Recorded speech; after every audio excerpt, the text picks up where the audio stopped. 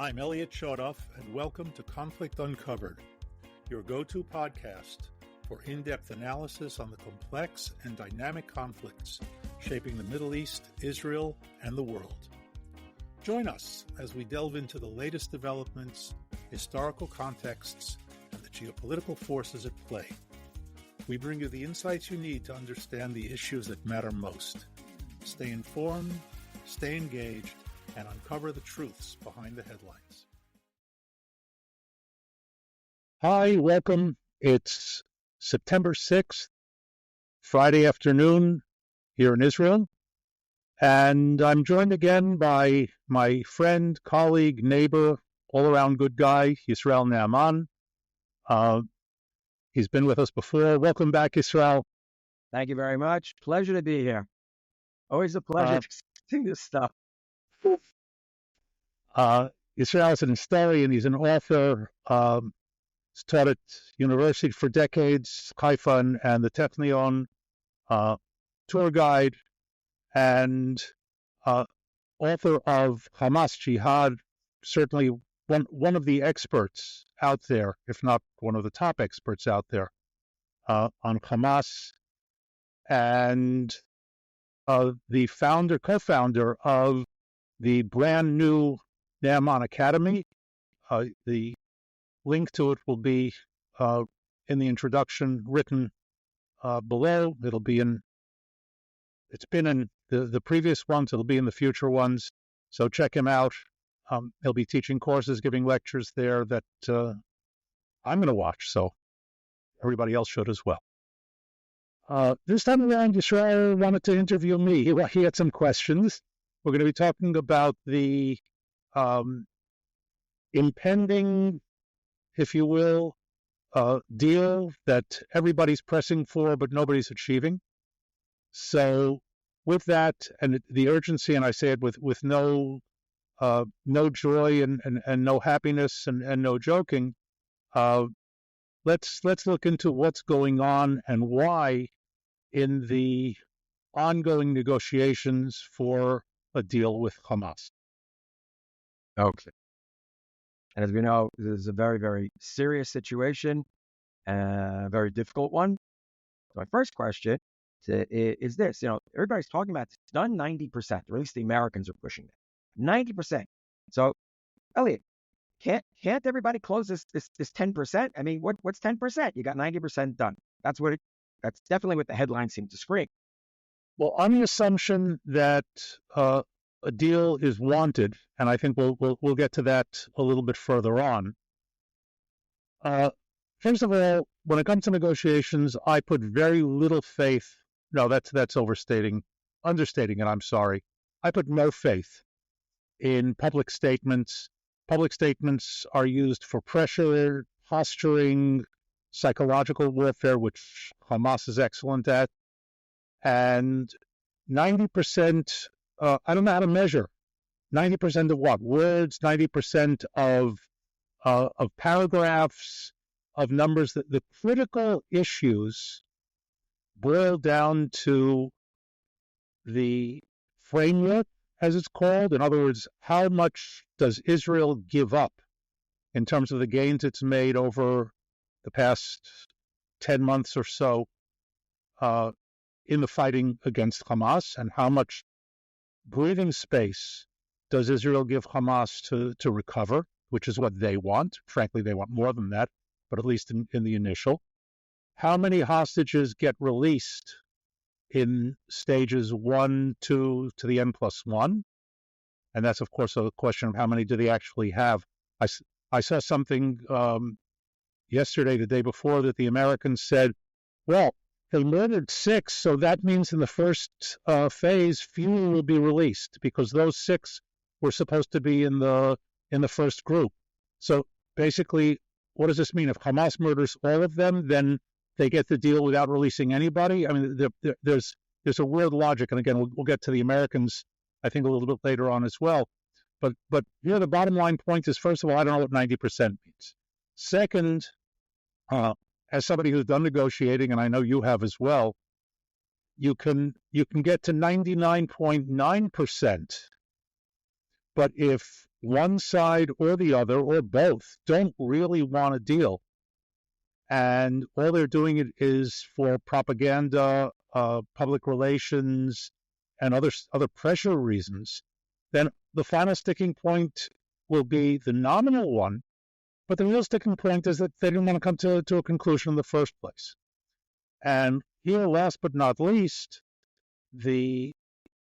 under the best of circumstances, and here I'll be intentionally overly optimistic, Hamas wants to win. Israel wants the hostages back.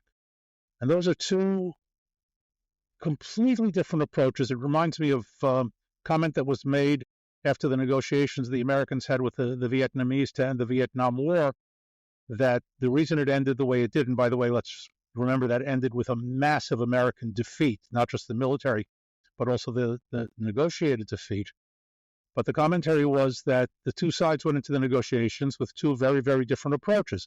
America wanted to end the war, and North Vietnam wanted to win the war. So here again, does Israel want the hostages back enough to hand Hamas a victory, is one question. And the other question is, will Hamas agree to anything less than total victory? Once those 2 points are reconciled, the other so-called 10% may be resolvable. I'm not convinced that it is, because I think the two sides are talking past each other as far as that goes.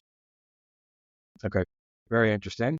So it's been said, right, here in Israel, of course, that and abroad. I was just reading something that was said by the Americans, Kirby or whatever, is that the biggest obstacle, right? They're talking about Sinwar. So maybe you could take a look at Sinwar and see if you can get into his head and how he sees the world. What is his world view? And how does that fit into, of course, these negotiations and everything? So first, Sinwar started this whole thing on October 7th with a grand plan. And it wasn't a bad plan from his point of view, it just failed. And that grand plan was that the attack on October 7th, which now we're finding out was even larger than we originally thought. The estimates now are that a total of some 6,000 came across the border from Gaza on the 7th, not the original 3,000 that was the original estimate. And there are all sorts of interesting side stories coming out as well. But the grand plan, and we know this for a fact from evidence that goes back to October, was for them to go much further than they actually did, to hold on to areas for at least a number of days, if not longer. There were even indicators that they planned on holding some areas for 2 weeks, 3 weeks, 4 weeks at a time. In other words, beyond the 7th. That was all defeated by the IDF and Israeli security forces very, very quickly. In other words, for all of the tragedy of October 7th, it was a strategic failure for Hamas, ultimately because they didn't attain their original objectives. And with that, and this is key, it was a long way around to it, but this is key, if they had managed to hold out for a couple of weeks, that would have most likely led to what Sinwar was planning in the first place, and that was a broadening of the war with Hezbollah jumping in, the West Bank erupting, which we're now on also sort of holding on to and tamping down, but we could see a buildup there. The Syrian and Iraqi militias that are tied into Iran, the Houthis, we've seen stuff from them, but not on a coordinated basis. And maybe even Iran itself with sort of a background support of rockets, missiles, drones, cruise missiles, whatever, including attacks around the world. I saw a report this morning that since July, dozens of attacks against Jewish and Israeli targets around the world have been thwarted. But imagine now going back to October and all of that happening all at once on October 9th, 10th, 11th, something like that, once the other side sort of got its act together and saw that Hamas was was holding out and winning on the Israeli side of the border. That was all thwarted, and it was thwarted for a number of reasons. And here I'm going to give the Israeli system very, very high grades for this. And I'm a tough grader. Yeah. The quick response, the individual response, the decision to call up reserves, the decision to shift onto a war footing, all very, very quickly, I think, and the defeat. Let's also be serious. Whether the number is 3,000 or 6,000, they came in on Saturday morning. By Sunday night, it was completely over. By Sunday morning, it was mostly over. In other words, it was a devastating defeat, setback, and again, without taking anything away from the tragedy and the atrocity of what they did on the 7th. So that set them back. But now here we are in September. It's still going on. Sinwar is still holding out, and he still believes that he can win. Now, he believes that for a number of reasons. One is that Hezbollah is still in the game, and they're escalating now. We've seen this over the past couple of weeks. There are still the threats of all sorts of retaliations from Hezbollah for taking out their guy in Beirut, and from Iran for taking out Haniya in Tehran. The Houthis are still waiting to respond to our bombardment of their port. In other words, there are all these threats that are floating around in the background. And Sinwar still holds the hope that all of this will ultimately erupt and give him the victory. Okay. So I'd like to ask you, yeah, he's convinced, based on what data, or is it a matter of convincing himself, or a bit of both, that he still has, let's call it, an Islamic alliance that will crush Israel in the end? And if you'd like to add, have there been others who have thought this way in the past? Okay, we'll leave that as so. Okay, so first of all, hope springs eternal. Here's a guy who's sitting in his bunker underground, and yes, the analogy is intentional.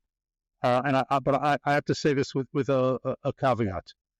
I'm not comparing Sinwar to Hitler. Hitler is Hitler, and I don't compare anybody to him as an individual. Having said that, and I've had discussions with some people over the years who've attacked this idea. I don't believe that you can't discuss World War II just because Hitler was involved in it. There are people that, well, the minute you say Hitler, you end all discussion. No. There are many lessons to be learned from that period, from that phenomenon, without saying that the comparisons or the analogies are that the other person is Hitler. Where's the comparison here? By the end, and I'm talking about starting in March or so, 1945, February, March, when it was clear to everybody that it was all over for the Germans, Hitler still hoped for victory. When Roosevelt died, Goebbels went to him and said, Mein Führer, the miracle has happened, the coalition is going to fall apart, the alliance is finished. Roosevelt was the one who was holding it together. Now, of course, that was nonsense.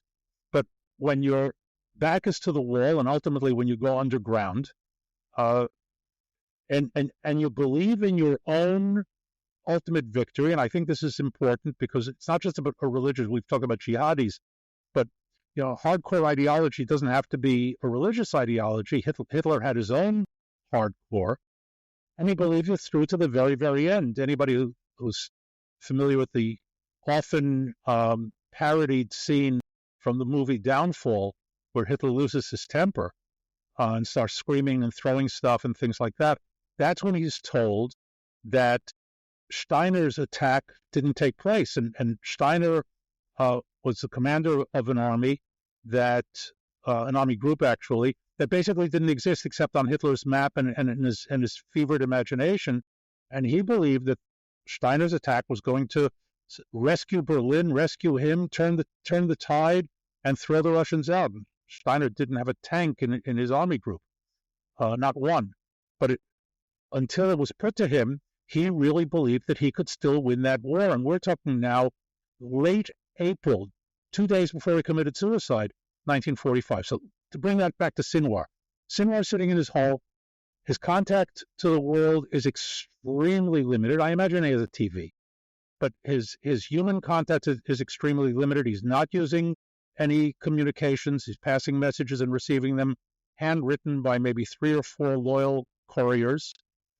And on top of and he believes he's going to win based on his deep religious ideological belief. Now, bolstering that is, as I said, the fact that all the others around him, and I'm talking about Hezbollah, Iran, the Houthis, etc., are still fighting. He's given additional support to that in his mind by American policy. And I'll give you just another recent example. On earlier this week, I don't remember exactly which day, the Americans made a statement. Hamas has toughened its negotiating stance, so we're going to have to put more pressure on Israel to be flexible. Now, when that gets to a guy like Sinwar, he says, wow, we got it. We murdered 6 hostages. Look at the great response we got. Why should I give an inch short of total victory? So, one, his allies are still in the game. 2, America and the West are saying things, and I want to emphasize this, saying, not necessarily doing things to support him, but saying things that allow him to imagine that he's being supported. 3, Israeli society, again, very divided on issues that some do have to do with the hostages, some don't have to do with the hostages. I don't want to get into the Israeli domestic political scene. Sure, we'll have it. Yeah, we'll have that one. Okay. Okay. But from where he's sitting, he's back to October 5th and 6th with a divided Israel tearing itself apart. I don't believe that that's actually happening, but tearing itself apart. This has always been a case, by the way, of democracies vis-a-vis dictatorships. What we know is the strength of democracy they look upon as weakness. And you know what? Even the day of the general strike, so there was a general strike. The union, here's the truth, the major labor union called a strike. The government and others went to court. The court ordered the strike ended because it said it was illegal, and the strike ended. In other words, I can have all my criticism strategically and otherwise of activity, but if we look at it, everything was done according to the law of a democracy. And in places, in Sinwar's world, there is no law, there is no democracy. How can you have such a thing? It shows weakness. So I think all of those things together encourage him with the optimism, with the denial, cognitive dissonance. There's a lot of psychology going on that he can win, because the alternative to winning from his point of view, is utter defeat and death. So why shouldn't he believe it? Okay, so let's ask, what does he realistically, in quotes, his perspective, what does he realistically expect is going to happen in order to ensure his victory? And I'll add to that, how is he looking at the West led by the Americans? So first, how does he envision the victory? And then how does the West play it? So his vision of victory, I think, is built into his demands. The Philadelphia corridor, the Rafah crossing, the Netzarim corridor, total Israeli withdrawal from Gaza, and total freedom of movement of, he calls them, the refugees, but for everybody inside of Gaza. What that translates into is the ability to move weapons, munitions, rockets into Gaza in large numbers, as we've seen in the past. And anybody who thinks that Egyptian, American, Qatari oversight on the crossing is going to stop anything is kidding themselves. The ability to move back into northern Gaza, dig in there, let's divide this, dig in militarily, booby traps, reestablish rocket launching in large numbers, maybe fix up some of the tunnels. Again, that depends on how much Israel allows that to happen. And to reestablish their political rule, which they will be able to do. And I know about all the talk of the morning, the day after, the morning after. There's got to be somebody else there. If Hamas goes back in with a military strength, it doesn't matter who you put in their place. They will be killed, as we saw what they did to Fatah in 2007, and they will be driven out of there. So the military aspect of this, in other words, the Hamas military aspect, has a lot to say about what's going to happen politically inside of Gaza as well. So 6 weeks go by. Israel decides, okay, we have to go back in. But now we've basically gone back to square one. Now, it's not the Hamas of October 7th, but it's not the Hamas of today either. It's a rebuilt one. They're recruiting people. They haven't been able to train them. If we give them 6 weeks, you could do quite a bit of training. And now we start all over again. And from Sinwar's point of view, that really resets the clock and allows him to start again from the beginning. The Americans, so let's throw a couple of things in here. First of all, there's an election coming. There's a lot of domestic politics on both sides of the aisle there. And I'm not going to comment on who's better and who's worse. We can talk American politics perhaps another time. But election day, the administration desperately wants two things, and they're in conjunction one with the other. One is that a war doesn't expand to become a regional war. That would be horrendous for them.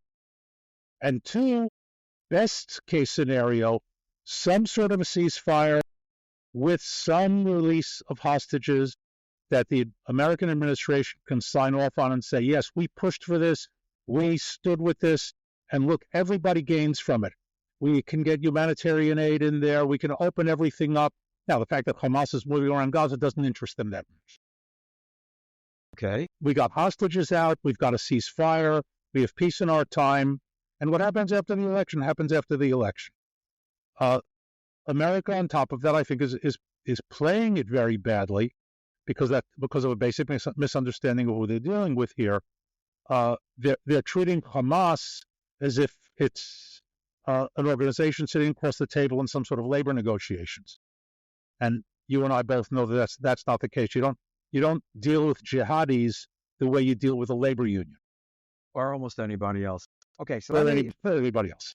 Right. Okay. So, does he realistically expect, and short of that, he's going to have all this help from, like all these Iranian allies, call them allies, proxies, everybody uses a different term. Does he realistically expect that to happen? And then afterwards, how do you see it playing out from where we are now? So first Sinwar, and then how you see it. Okay. So it's hard to say what's realistic when you're sitting in a hole like Sinwar's. And here I'll go.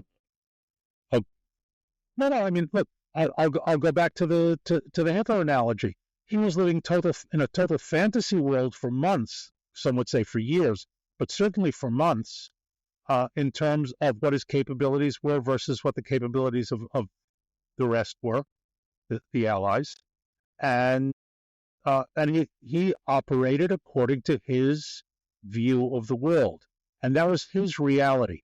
So Sinwar's reality doesn't necessarily have to be based on fact. It has to be based on Sinwar. And confirmation bias is critical here. In other words, he's got his worldview, and everything that supports his worldview now becomes incorporated into his thinking. Everything that opposes his worldview can be discounted, ignored, pushed off to the side. And I'll add something else to that as well. And I'm raising this as a question I don't have the answer to. Since he is so cut off from the world, how much filtering is being done in the information that's getting to him? In other words, is he getting the real picture? Is there a real picture? But is he getting the real picture? If it's certainly being commented on, broken down for him, and to some extent, are they telling him the truth? Are they telling him what they think he wants to believe? Or are they telling him what they believe also, which is part of what he wants him to believe? And these are all questions that I don't have the answer to. But, when you talk about reality, his reality is certainly a very truncated one compared to the rest of us out here who are, breathing the outside air and seeing the sun every day. Okay. What do we do? Yeah. How do you see or it plays out now? All that being put in with a lot of factors that we don't have exact answers to because it's very hard to get to his Right, head and he actually knows. But how do you see it playing out? You got the Hezbollah on the northern border. We have these mobilization units, the Shiites in Iraq right, and Syria. And of course, you got the correct. Houthis and the Iranians pulling strings all over. How do you see it playing out? So here I'm going to go with both of our hometown perspective. We live in the north. Uh, I live a little further north than you do, about what? Oh, 3 hours. um, but I think since these things are connected, right now, what I would say is Hezbollah needs to be rocked back hard on its heels, both for northern security reasons, and let's not forget the nearly 100,000 Israelis who uh, have been displaced and are internal refugees, the amount of damage that's been done to the north, and that's going to continue if we go on with this tit for tat. But on top of that, that will be a shock to Sinwar. In other words, that is something that might get through to him if it's done on a properly large scale. I'm not talking about the preemptive strike of a couple of weeks ago where we took out reportedly some 6,000 rockets and launchers. That was a nice shot. But that didn't change the strategic balance in the north. Something that will shift the strategic balance, and I'm not going to go into operational plans, some of which I actually know and I can talk about, but shift in strategic balance, not just taking out another couple of launchers or another Hezbollah leader in the south or in Beirut or whatever, and putting them and the rest on notice. We're not going to play this you hit me, I hit you game anymore. We are now moving against you to do serious damage to you. And that might get through to him. Along with that, I would go with a deal. In other words, along with that, I would say 6 weeks. Now, here again, 6 weeks for what? For 6 hostages? I think that's a bad deal. They're talking 18 hostages. I'm not convinced that's a great deal. I say that with no joy whatsoever. I think that and don't forget on top of that, they're going to want 30, 40, 50, 60 murderers released for every one of the hostages. They're going to throw in some bodies along the way and expect 30 or 40 murderers to be released for them as well. These are sticking points that I think have to be negotiated out and ironed out. Every hostage released, of course, is an entire world, and we need to do everything we can to get everyone out, but everything we can within reason and within the framework of Israeli security. So, at what price and how far? I would say once again, in theory, in principle, I don't think a 6-week ceasefire is going to hurt Israel terribly. I think the other bits, that's the other 10%, if you will, come back to where we started, that does make a difference. And it starts with how many hostages are going to be released, live hostages are going to be released in that 6-week period. If they're talking now about 8, 10, 12, if they're holding, and you and I have discussed this, if there are 50 still alive, and they're going to release 10, so again, for those 10 and their families, incredibly important, and I don't want to be misunderstood, but from a national point of view, it leaves us right back where we started. And I think that there we have to be very, very, very, very careful in terms of what we agree to.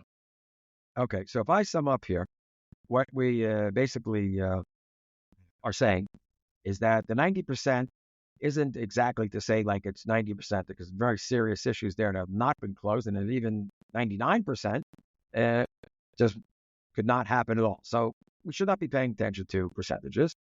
Right. Another point here that you've made is Sinwar lives in his own sort of reality, and yes, there is a comparison to Hitler in the bunker. It's something that I accept in many, many ways, and that the info he's getting is not necessarily realistic, and even if it is, he can interpret it in another way. And then he has an overly active mind on how much support he's going to be getting from elsewhere. and that in essence, and we're talking about all these other militias and whatnot, in essence, a fair knockout or semi-knockout punch to Hezbollah would set the whole thing back, and that could definitely have an impact. Got it correct here? Yeah. Surprisingly, you actually got all of it correct. Yeah, you see that? Okay, so All right. any last parting words on your show? Just to our listeners, thanks for being with us. Yisrael, always a pleasure to have you. You'll be back. No choice. That wasn't the question. It was an order. Right. And to everybody else out there, me, man. You outrank me. there you go. So stay engaged, stay safe, and see you next time. Thank you.